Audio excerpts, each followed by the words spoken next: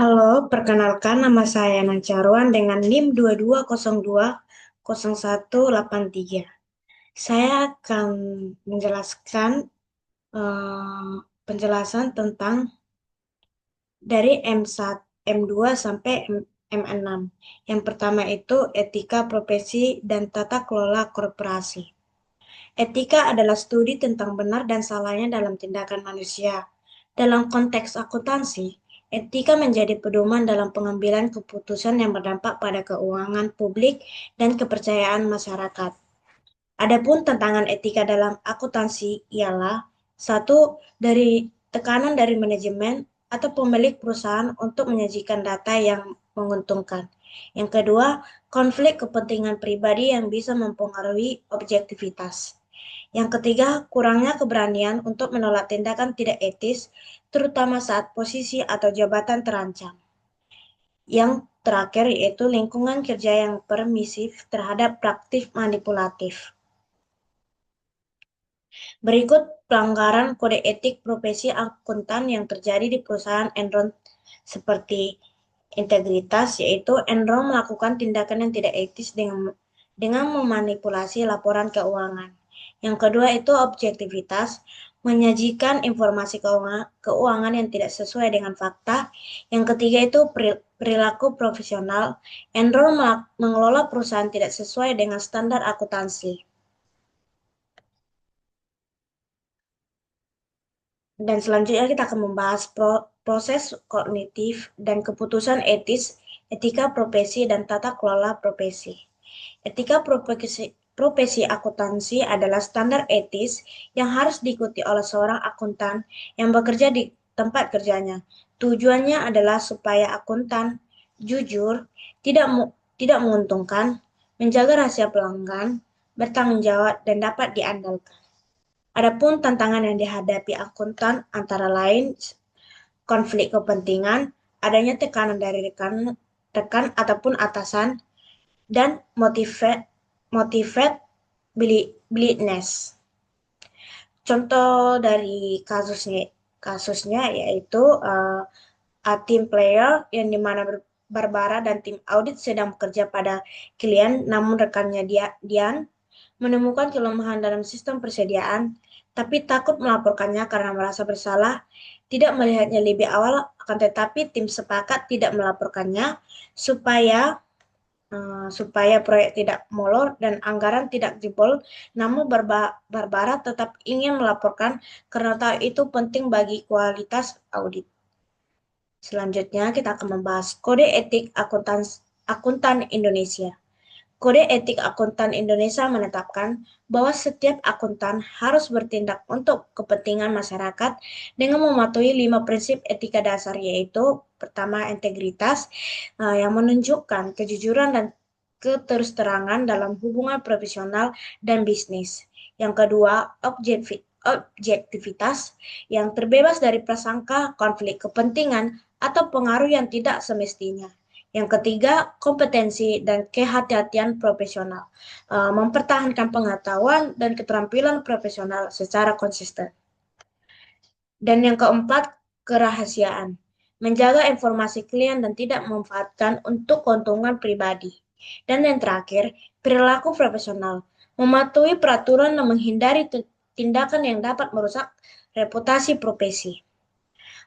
Beberapa tantangan utama yang dihadapi oleh akuntan dalam menjaga etika profesional antara lain yaitu pertama tekanan dari atasan atau klien untuk memanipulasi data keuangan atau seksi 270.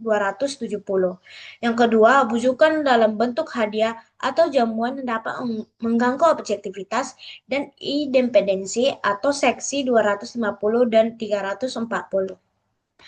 Yang ketiga, benturan kepentingan, baik secara langsung maupun tidak langsung, yaitu seksi 210 dan 310. Dan terakhir, yaitu ancaman terhadap independensi, terutama dalam perikatan audit dan review, seperti hubungan pribadi antara keluarga dan klien audit, dengan klien audit. Dalam kasus ini, PT Garuda telah melanggar beberapa prinsip kode etik akuntan publik termasuk integritas, objektivitas, perilaku profesional, dan kompetensi dan kehati-hatian. Kesalahan dalam laporan keuangan perusahaan juga menjadi tanggung jawab akuntan publik karena telah melewati proses audit dengan tidak adanya catatan atau kesalahan dan koreksi.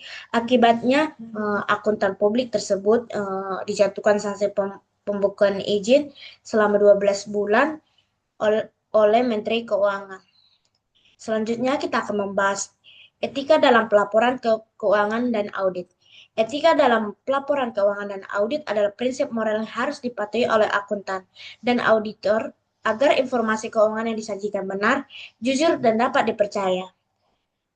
Prinsip utama yang harus dijunjung tinggi meliputi integritas, objektivitas, kompetensi profesional, kerahasiaan, dan perilaku profesional.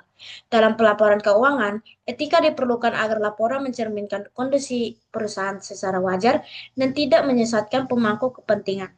Sedangkan dalam audit, etika membantu audit tetap independen dan skeptis sehingga mampu mengungkapkan kesalahan atau kecurangan dalam objektif. Pelanggaran etika seperti manipulasi laporan atau opini audit yang tidak sesuai fakta bisa berdampak pada hilangnya kepercayaan publik, sanksi hukum, dan rusaknya reputasi profesi akuntan. Dalam kasus ini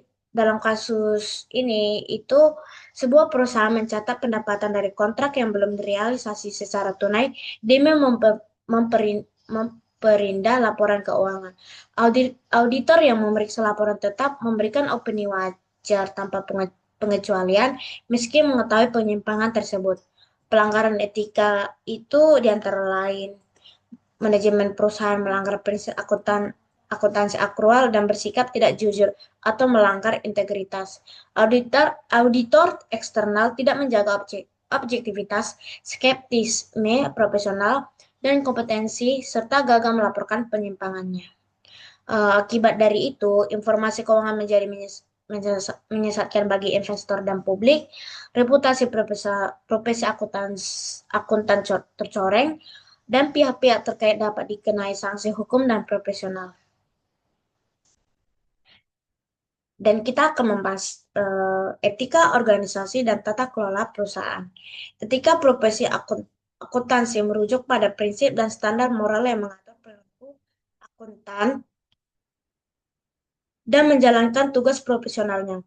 Dalam konteks organisasi dan perusahaan, akuntan memiliki tanggung jawab untuk bertindak dengan integritas, objektivitas, dan kompetensi profesional.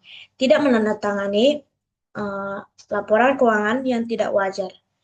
Melaporkan dugaan kecurangan atau penyimpangan baik internal maupun kepada pihak berwenang atau whistleblowing. Beberapa tantangan utama yang dihadapi dalam menerapkan etika di lingkungan bisnis dan akuntansi antara lain kepemimpinan yang tidak etis, budaya organisasi yang buruk, tata kelola yang lemah.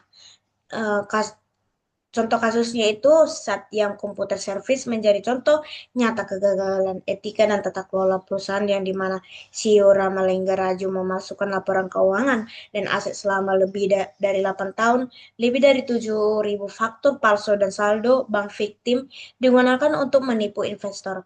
Komite audit tidak kritis dan hanya menjadi stempel keputusan CEO PwC India sebagai auditor eksternal gagal mendeteksi kecurangan. Budaya perusahaan tidak mendukung keterbukaan atau whistleblowing. Sekian dari penjelasan saya ucapkan terima kasih.